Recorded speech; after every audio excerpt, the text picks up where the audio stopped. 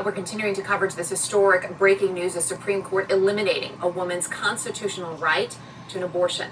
Reaction now from Capitol Hill. CNN's Manu Raju is there. Manu, what are you hearing from lawmakers?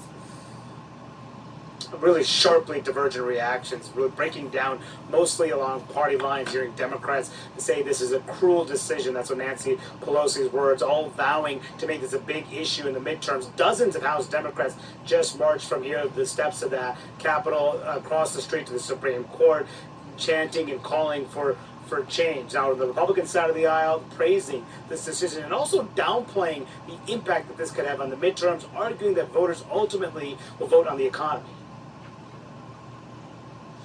I think what the Supreme Court just did was that they chose to endanger the lives of all women and all birthing people in this country.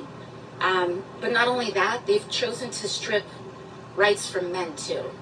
Because frankly, the right to our own bodies and the right to form our families, this is something that belongs to all of us, and it does not belong to lawmakers. It does not belong to 9 Supreme Court justices. It does not belong to those justices who were appointed by presidents, many of whom didn't even win the popular vote in this country.